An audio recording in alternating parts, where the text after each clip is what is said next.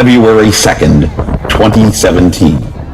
In the United States Bankruptcy Court, Alexandria Division, Judge Brian F. Kenney presiding, ordered that the automatic stay imposed by 11 U.S.C. Section 362 is modified to permit the movement and its successors and assigns to enforce the rights under its security agreement to lawfully repossess and liquidate certain personal property, to wit, a 2014 Nissan Maxima, then 1 November, 4 Alpha Alpha, 5 Alpha Papa, 3 Echo Charlie, 442521. Cut and dry, it appears on the face. And for those with no familiarity with the law, this looks like an open and shut case, where the repossession man wins again and the spendthrift debtor loses. But when you look beyond the four corners of this court document, a different picture becomes very clear and disturbing. Yet for those like Sergeant First Class John William, U.S. Army retired, the operator of the stolen valor blog thisain'thell.us, they read this document and claim to Mike Webb, "You said you beat the creditor into retreating." And that statement, both legally and politically, is true and correct. In fact, in the course of this bankruptcy proceeding, one security interest lien holder, the holder of the home mortgage, withdrew entirely its motion for relief from the automatic stay imposed when a debtor files for bankruptcy, ceasing all collection action, while the two other security interest lien holders requested and were granted a continuance that would have permitted the motion to die on its own, overcome by events when the trustee administered the estate, liquidating all possible assets and discharging all unsecured debts. This masterful legal maneuver was executed by a paralegal, standing as his own counsel and representation before a federal judge, and highly skilled and highly paid attorneys for major financial industry interests. But that same paralegal was before that bankruptcy court as a debtor because for over a year and a half, in the best market for legal professionals, he has been unable to obtain even an interview for a part-time temporary job at lesser pay than his 15 years of experience would merit. Rather, in 1 year and a half, he has only been lured into a job that lasted for less than 3 months where, failing to terminate him for incompetence, his employer fired him for insubordination when he took issue with his hostile work environment, and almost immediately after his campaign for U.S. Congress debuted in the local press. Moreover, the only other real employment possibility that he has experienced during that interval was a federal job offer 2 months after his termination. An offer as a procurement analyst in a job for which he was never interviewed or possessed any significant experience, but where he was hired as a senior government employee at the pay grade of GS-13, where he would earn more money than he had ever earned in his entire life, on condition that he withdrew from the congressional race to comply with the Hatch Act when he accepted the offer of employment, and on condition that he make his decision in just 3 days before the job offer expired on the Saturday after the filing deadline for his filing as a candidate for the Republican convention in Virginia's 8th congressional district. He had 2 months awaiting a new job offer while the D.C. Unemployment Benefits Division delayed his receipt of benefits and entitlement. And almost immediately after he turned down the offer for federal employment, his car was entered driven forward to attach on a raised rebar that would pull his bumper when he attempted to drive away. And that raised rebar somehow, magically, fixed itself less than 1 week after the incident on private property, which prevents the filing of an accident report to the Falls Church Police Department, and fixed itself yet again in less than a year after that unfortunate incident. Yet the thought-provoking question that this court order raised have great significance for residents of Arlington, Virginia in their 2017 school board race. And not just because the named party, Mike Webb, appears to be a spendthrift and a bankrupted debtor unable to handle his own situation. Why was this court order transmitted via email on a Saturday morning at 3 a.m. in the morning when the court was closed? The first email ever received by Mike Webb from that office in that court, even though the email states that there were 6 prior communications. Why does the court order only mention a 2014 Nissan Maxima and not the 2014 Nissan Pathfinder, which was vandalized in March 2016? And why has not that order come yet to date? These are questions beyond the 4 corners of the document that no establishment politician, and not even James Lander, the current school board member up for re-election, wants you to consider, because an uneducated voter always provides an electoral advantage to an incumbent and secures the status quo. But Mike Webb is not an establishment politician, and he has stated that in politics he wants to be the education president. So listen up. Are you with me? What makes this case wrongly decided, as attorneys say, is because blowing off actions in bad faith allegations about actions performed by Mike Webb's creditors, to include pranking that they were coming to repossess property only to claim they could not find it, and illegal contact with his relatives and friends to collect a debt in a practice similar to that employed with the assistance of the Veteran Suicide Hotline in D.C. to harass Webb and his family in response to a post that appeared on social media with the sponsorship of the Arlington County Republican Party, depriving needy veterans of service. The presiding justice decided to close his eyes and look the other way. And after ignoring Webb's request for ordinary and extraordinary relief in equity, when his rights under the Due Process Clause of the Fifth Amendment of the United States Constitution and his rights to notice under the federal rules of civil procedure were ignored, Judge Brian F. Kinney, who permitted the filing of a second bankruptcy proceeding in less than 3 months after the filing of a first one, in which a fraudulent service provider defrauded Webb of almost $2,000 that has gone uninvestigated by law enforcement, and who accepted the chance to preside over the case, even though the previous action was dismissed for failure to make payment to the court, which would have blocked, under normal circumstances, any subsequent action until that outstanding balance had been paid, turned his back on the time-honored jurisprudence supporting the clean hands doctrine, which bars relief to any party filing a motion after actions in the course of dealings were done in bad faith. And what makes this sanction for misconduct all the more reprehensible and discordant with the established traditions of the court is that it took the step to do something that it did not have to do.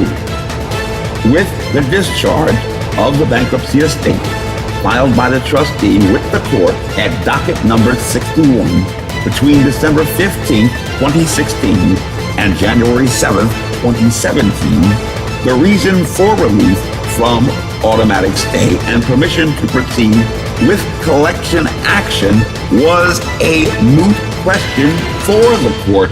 It did not have to answer.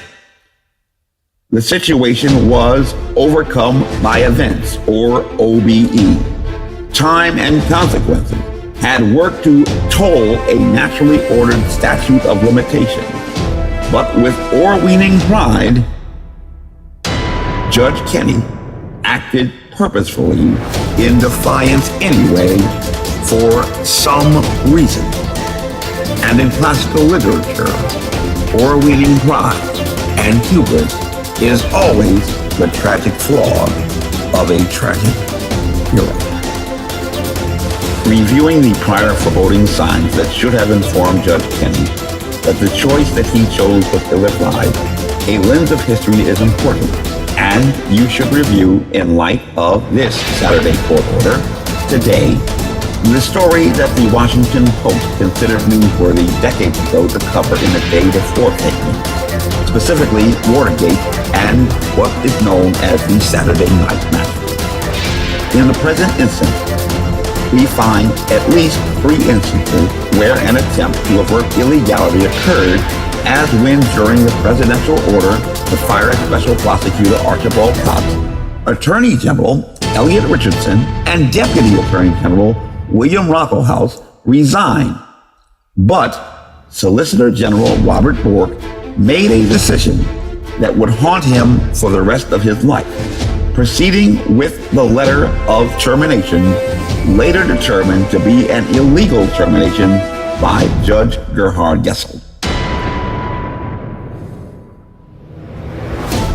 Recall, if you will, acting trustee Bennett Kendall had suddenly resigned immediately after it had been leaked that communication from Lowell Kell of Raising Kaine and Blue, Virginia had occurred with Mike Webb in March 2016.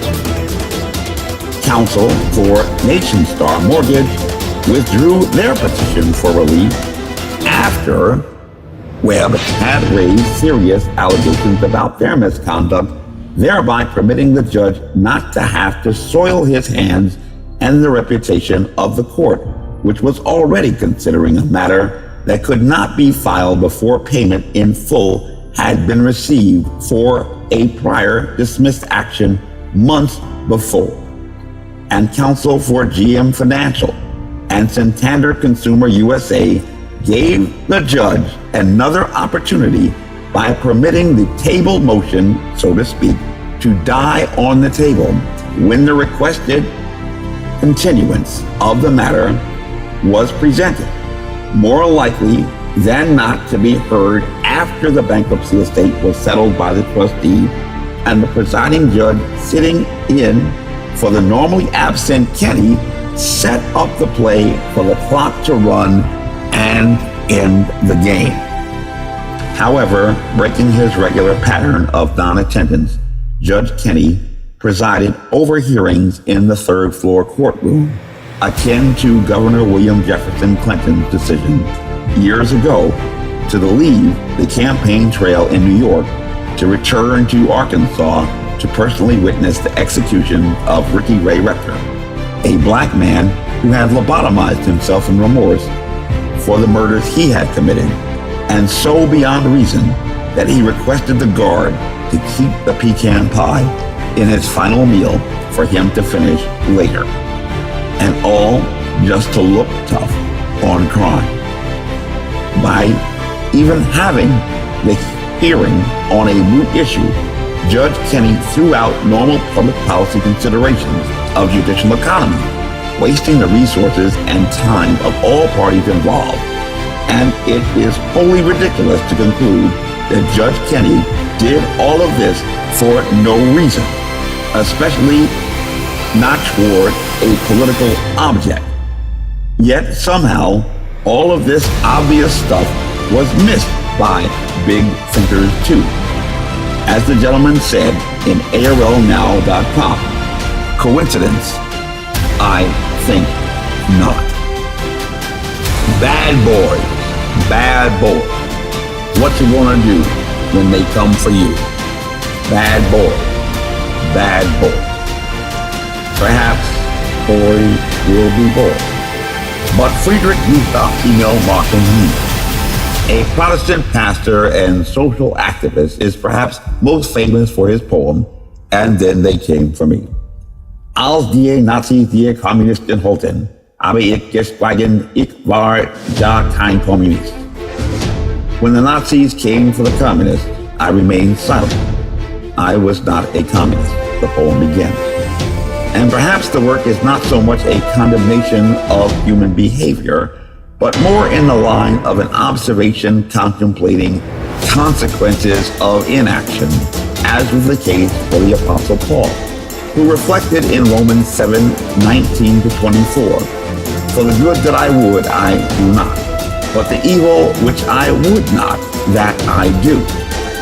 And he concludes, O wretched man that I am, who shall deliver me from the body of this death? And in the Federalist Papers, James Madison addresses the descent of man with his declaration, if men were angels, no government would be necessary. Accordingly, provision has been made in Parliament to address these harms. And in accordance with Article 3, Section 1 of the United States Constitution, the judges, both of the Supreme and Inferior Courts, shall hold their offices during good behavior, and shall, at stated time, receive for their services a compensation which shall not be diminished during their continuance in office. And this selected clause, articulating the standard applied in those rare instances of impeachment of federal judges, has become known as the Good Behavior Clause. In the impeachment proceedings for President William Jefferson Clinton, despite being much discussed, most agreed that this standard applied only to those officials of the federal government appointed to terms with life tenure, and that it was in fact a, quote, lower standard that was neither material nor analogous to the standard governing the removal of a president, unquote, according to Jonathan Turley, a public interest law professor at the George Washington University School of Law, in his article on the topic for the Heritage Foundation. Mr. Turley notes, the Good Behavior Clause serves as a cautionary note for the Congress that the intent of the framers was to protect judicial officers from what James Wilson described in the debates as every gust of faction which might prevail in the two branches of our government.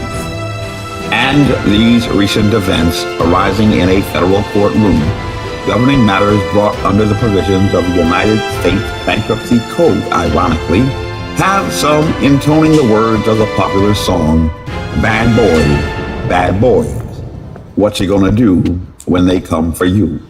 And raising yet again the specter of wrongdoing in high places of our federal government in the prosecution of a campaign to continue a liberal legacy and agenda in the election of former Secretary of State Hillary Rodham Clinton in her bid for the U.S. presidency. Serious questions about which were raised in a prior video titled Absence of Malice, which was released after the conclusion of the congressional race by a person described on a blog popular among rivals in a congressional race near the nation's capital as this guy in Virginia's 8th congressional district who is running for that seat by the name of Michael Webb. In the blog posted by Sergeant First Class John Williams, U.S. Army retired, on his website, thisain'thell.us, one day after Webb gained instant international notoriety, Williams broadcasted on the World Wide Web the results of a witch hunt campaign begun months before while Webb was seeking the Republican nomination for U.S. Congress. Loya notes in his blog he was running as a Republican, but he was defeated in the primary, so he's running as an independent now. He came to our attention a few months ago because he was touting his career in the military. He claims that he was an airborne ranger and a major in the Army Reserve. Even though Loya claims that he himself served in a Ranger battalion, he also says that he never calls himself a Ranger, as all who have served in such a unit can by right. But the fact is that Loya was asked to leave the Ranger Regiment for failing to maintain the rigorous standard of that special operations unit. But to date, a suit brought by Webb in federal court in Alexandria, Virginia, Eastern District of the Federal Court of Virginia, to request injunctive relief from a libelous internet broadcast has been dismissed without prejudice, and a federal magistrate concluded that the plaintiff, Webb, who was facing a foreclosure sale and anticipating a bankruptcy filing, was not entitled to file his case without the required filing fee because he was not adjudged by that magistrate to meet the in forma pauperis standard. Moreover, to date, despite two formal requests from the Federal Elections Commission for a formal complaint, the public and members of the press have dismissed his evidence and case. To date, a local magistrate has even denied his request for a protective order, and a local police department has concluded that his numerous police reports contain so-called unsolvability factors, preventing the opening of an active investigation, while journalists have demanded removal from his press release distribution list. However, if in this very public case, with the facts available to the over 85,000 people talking about Mike Webb on Facebook, the over 35,000 talking about his campaign video, the almost 300,000 persons on Twitter with whom he has made impressions over the last 28 days were not reviewed under the standard applied by the Washington Post, which dismissed Webb's claims as not news, or ARL Now, which claimed that Webb had no proof and was only spinning conspiracy theories as observed by his former rival for the Republican nomination, Charles Kernick, the standard for dismissal of a case in a federal court were applied, the outcome in conclusions might be very different. In May 2009, 1 year and 1 month before Webb retired from the United States Army Reserve at the rank of major, the U.S. Supreme Court reaffirmed the standard for dismissal of a case in federal court in Ashcroft v. Iqbal, 129 Supreme Court in 1937, reaffirming its holding for a heightened pleading standard set forth in Bell Atlantic v. Toomey, 550 U.S. 544, decided in 2007, and which determined that under the Federal Rules of Civil Procedure 8A2, which by its plain language requires merely a short and plain statement of the claim showing that the pleader is entitled to relief, a federal complaint must contain sufficient factual allegations to permit a district court to find that the claim is facially plausible in a two-pronged approach. Under this two-pronged approach, the court must first accept as true all the specific factual allegations, but need not accept as true conclusory allegations. And second, the court must determine whether those factual allegations give rise to a plausible claim such that the court may reasonably infer that the defendant is liable. And applying this rigorous two-pronged test of heightened scrutiny to the facts presented in the prolific press releases and social media posts published by the man the local press calls ever interesting, odd, more weird than competitive, and yet an unabashed conservative, would a reviewing court dismiss this case? I think not. Promoting himself as a champion for global climate change, Congressman Donald S. Byer Jr., an automobile dealer, frequently publishes a publication called Just the Facts. So let's just look at just the facts in this local political climate change case. Just the facts. A federal job offer for almost a six-figure salary that would preclude a person from running for federal office, if accepted, is a factual allegation and not a conclusory one. A vandalized car that was damaged on a rebar that corrected itself twice in 1 year is a factual allegation and not a conclusory one. A dismissed federal court case attempting to obtain an injunction for a libelous broadcast and denial of motion to proceed in forma pauperis to a plaintiff facing foreclosure and who later filed for not just one, but two bankruptcies when the first, interfered by a fraudulent actor, was dismissed, is a factual allegation and not a conclusory one. An 18-day delay in delivery of a parcel to the Vatican and a reply letter with obvious signs of tampering in violation of 18 U.S.C. Section 1703 is a factual allegation and not a conclusory one. Recent attempts by the Board of Elections to deny a candidate an opportunity to have his name appear on the ballot.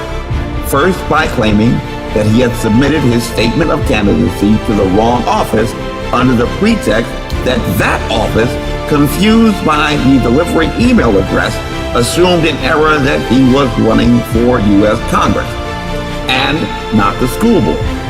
And by refusing correction for a notary stamp to silence the voice of over 125 residents who have already indicated that they want his name to appear on the ballot, all after that candidate was detained in false arrest on at least 3 occasions while attempting to have his name appear on the ballot, with at least one detainer stating that he was not soliciting signatures but begging for money. A slanderous allegation on its face is a factual allegation and not a conclusory one.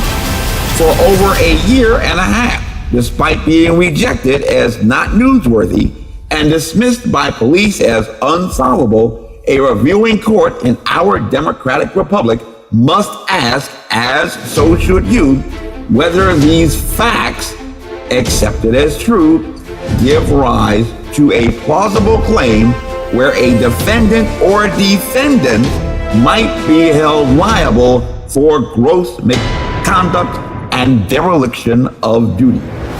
But even if such a claim might be brought, the lingering question beginning to be asked by many in Northern Virginia is why are some harassing Webb daily with emails and posting in party communication and newspapers words like, "Sweet Jesus, keep Mike Webb away from our school." Is Mike Webb, who came from a family popularly known as the Kennedys in color, that dangerous to the local establishment, to a larger establishment? Well, that's the real question, isn't it? Why? The how and the who is just scenery for the public. Observe the character X in the Oliver Stone film about the investigative efforts of Jim Garrison in Texas. It keeps them guessing, like some kind of parlor game, and prevents them from asking the most important question: why? Why was Mike Webb targeted? Who benefited? And who has the power to cover it up? Who has the power to take a long-shot candidate who lost his party's nomination in a less than 400-delegate party convention 2 weeks before and bring him international notoriety in less than 24 hours, viewed by almost 650,000 persons on Facebook alone in less than 24 hours, and over 30 major news agencies worldwide? Who has that kind of power? Who stands to benefit from a campaign to block the entry of Mike Webb in a low-profile, nonpartisan race for Arlington County School Board, in which the organization Democrat Underground, not the Russians, as well as Lowell Kell, a chief spokesman for Raising Kaine and Blue Virginia, have already begun to comment about a race that will not take place until November, and for which Webb is not even yet on the ballot. And who exactly is this person called a fake CI Ranger by his opponents, who can beat 75% of the military in a distance race, and corn-tab candidate, so-called, who can get a headline appearance on late-night television in less than a week, and a letter from the Vatican as a Baptist acknowledging acts of faith. At the founding of a great nation, a woman saw Dr. Benjamin Franklin departing the convention hall that had just ratified the Constitution, and she asked him what kind of government these sage patriots had given the people of a place called America. And he answered her saying, thusly, a democratic republic, if you can keep it, vesting the power for our future in the hands of the parties first mentioned in the preamble to that document. We, the people of the United States of America.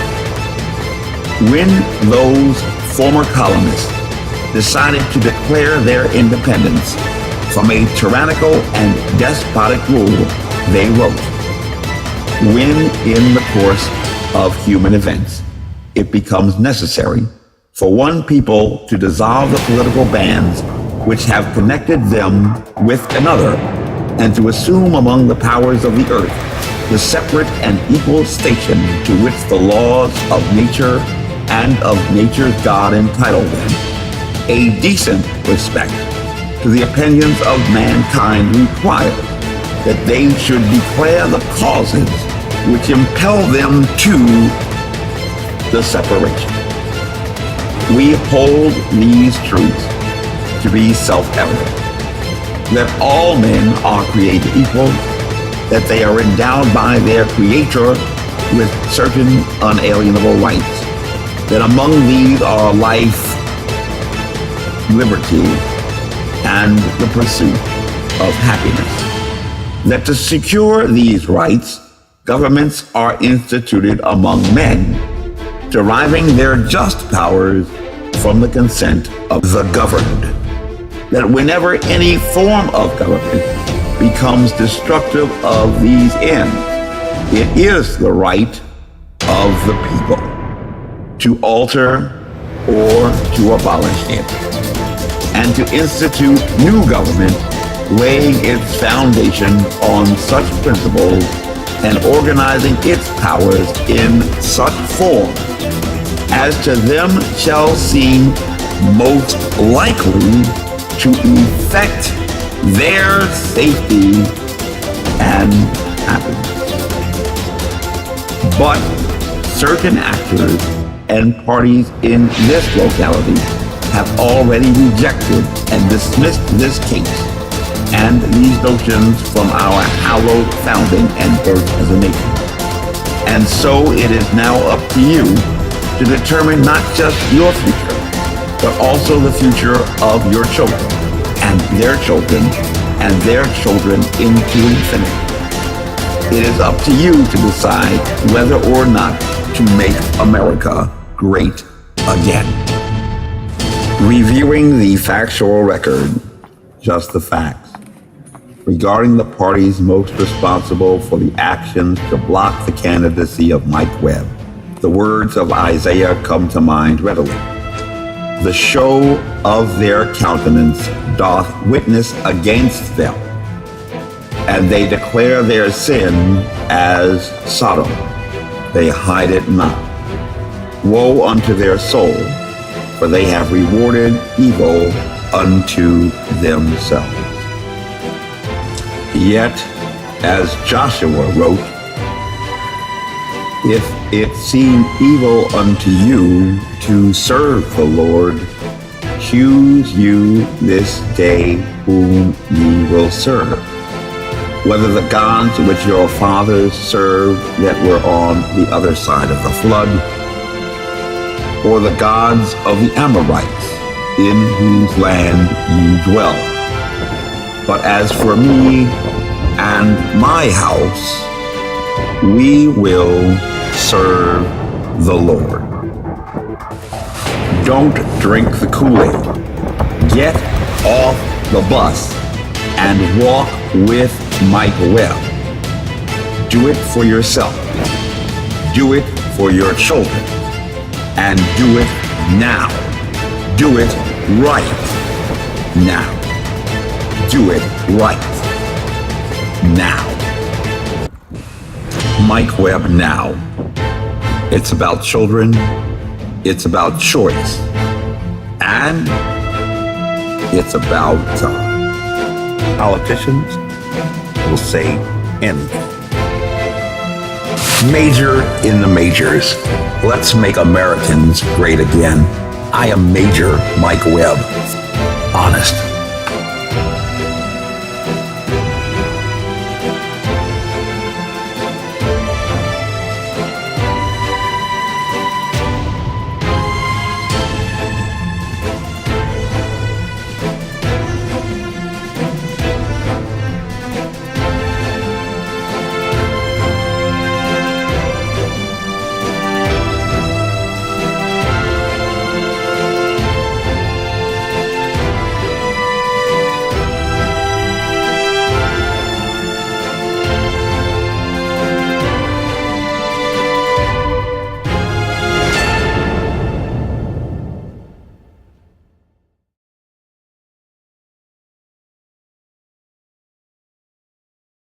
This advertisement was authorized by Mike Webb.